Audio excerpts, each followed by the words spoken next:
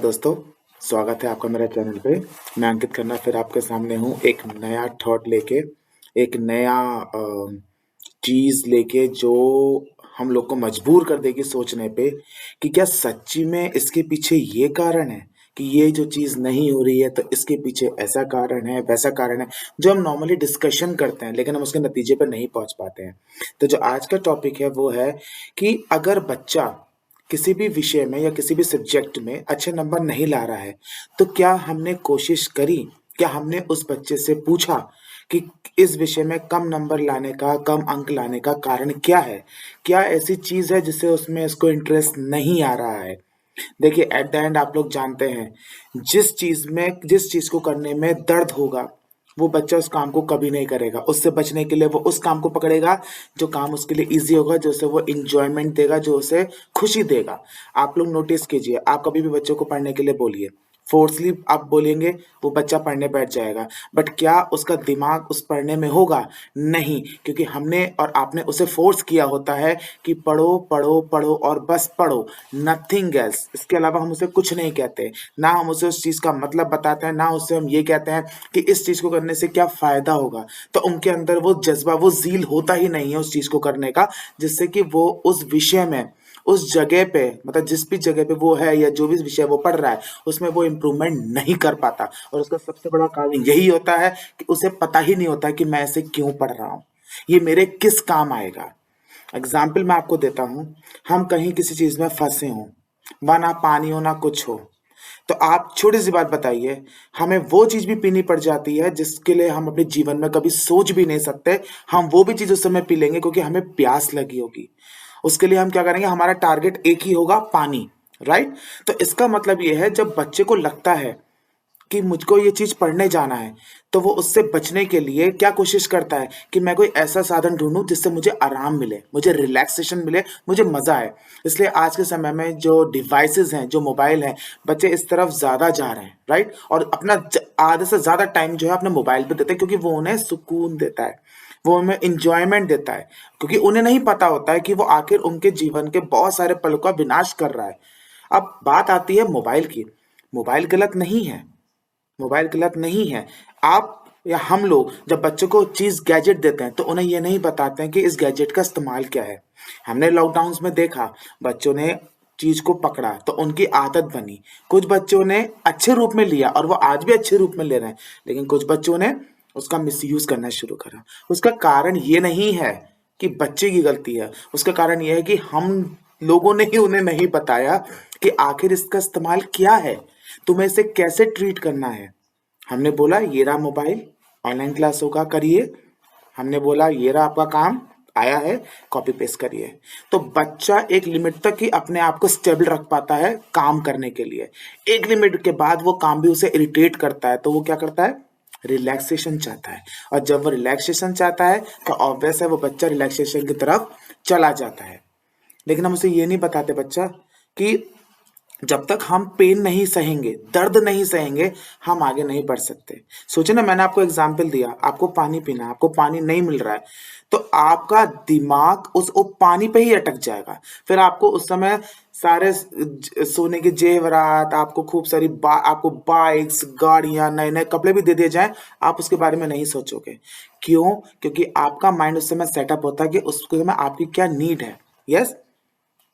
और दूसरी बात यह है, अगर आज हम मजे लेने के मूड में हैं, तो आगे जाके हम अपनी लाइफ एंजॉय नहीं कर सकते हैं, केवल स्ट्रगल ही करेंगे।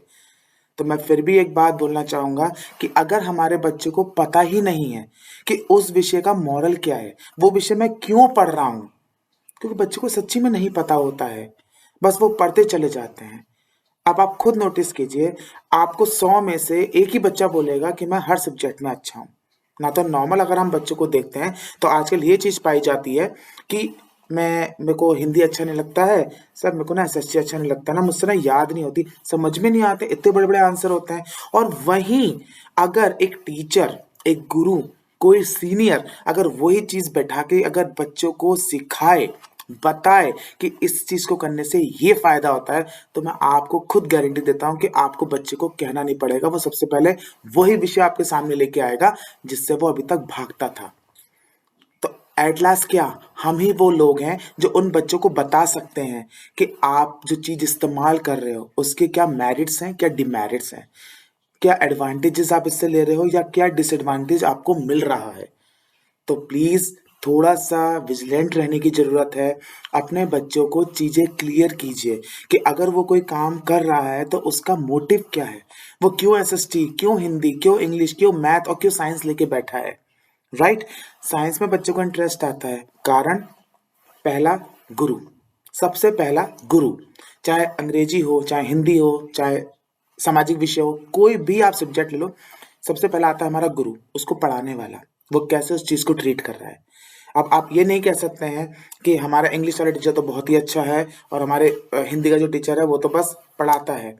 हर किसी के पढ़ाने का तरीका अच्छा होता है, वो कोशिश करता है अच्छे से करे, लेकिन ये हम देखना भूल जाते हैं, एज अ टीचर हम भी देखना भूल जाते हैं कि हमारा बच्चा क्या हमारे विषय को समझ पा रहा है, जो हम बच्चे को पढ़ाना चाहते हैं क्या वो बच्चा पढ़ पा रहा है। हम ये कभी नहीं देखते। हम ये कहते हैं अब तो तुम बड़े हो गए हो, अब काम क्यों नहीं कर रहे हो। तो यही चीज है जो बच्चों को केवल मजबूर कर सकती है, उस विषय में आगे बढ़ने को इंटरेस्ट क्रिएट नहीं कर सकती है। तो कहीं ना कहीं गुरु, माता पिता और बड़ों का कहीं ना कहीं रोल होता है बच्चों को मोटिवेट करने का, कि बच्चों इस विषय को पढ़ने से ये फायदा होती है। वजह ढूंढनी होती है, वजह, अपने बच्चों को सही लाइन पे लाने पे वजह ढूंढनी पड़ती है। और उन्हें कुछ ऐसी कहानियों को आप सुनाइए, जरूरी नहीं कि कोई बुकिश कहानी हो, एक ऐसी कहानी बनाइए, कुछ ऐसी कहानी उन्हें सुनाइए जिससे उनको मोटिवेशन मिले, जिससे उनको एनकरेजमेंट मिले काम के करने का। आप उनको कह के तो देखिए, आप उनको एक टास्क दीजिए और उससे बोलिए कि इस टास्क के बच्चा आपको ये फायदा मिलेगा, अगर आप इस टास्क को करोगे तो आपको जीवन में इस चीज का ये फायदा मिलेगा। See again, it is not reward, आप बच्चे को बता रहे हो कि तुम्हारे जीवन को आगे बढ़ने में ये आपकी हेल्प करने वाला है। So please all of you, not only you, me, my parents, अगर उन्होंने मुझे मोटिवेट नहीं किया होता तो आज ऑब्वियस है मेरी फीलिंग्स भी वो नहीं होती जो मैं आप लोग के साथ शेयर करता हूँ। ये मेरा ही अपना एक्सपीरियंस है, मेरे आसपास के टीचर्स का, प्रिंसिपल्स का एक्सपीरियंस है ये सारा, जो मैं आप लोगों के साथ शेयर कर पा रहा हूँ। क्योंकि जितना स्थान गुरु का है बच्चे के जीवन में, उतना माता पिता का भी है। अगर माता पिता चीजों को इग्नोर करते हैं, क्योंकि सबसे ज्यादा टाइम बच्चा माँ बाप के पास रहता है, टीचर उसे ज्ञान दे सकता है, उसकी नॉलेज चेक कर सकता है, उसको आगे बढ़ने की मोटिवेट कर सकता है, बट एट द एंड माँ बाप उस चीज पे ठप्पा लगाते हैं कि this is right and this is wrong. Right. At the end आप चाहे कितना भी कहते हैं कि बच्चा घर में आके कहता है हमारे तो सर ने यही बताया, हम तो यही करेंगे, बट माँ बाप होते हैं। बच्चा हर बात नहीं टालता माँ बाप की, कुछ बात टालता है जो स्टडी से रिलेटिव होती है। तो प्लीज माँ बाप, पेरेंट्स, जो एल्डर्स हैं और आसपास कोई कोई बच्चे हैं जो मोटिवेशन की जिनमें कमी आ रही है, जो हर चीज को नीचे लेके चल रहे हैं, प्लीज अब हमें आगे बढ़ना होगा और उन बच्चों को आगे लाना होगा जो विषयों में पीछे जा रहे हैं। क्योंकि हमारा मोटिव ये होना चाहिए कि हर एक बच्चा अगर हर सब्जेक्ट को इंटरेस्टिंग ना पढ़ सके, लेकिन कम से कम ये सोच के ना पढ़े कि ये मेरी मजबूरी है। धन्यवाद।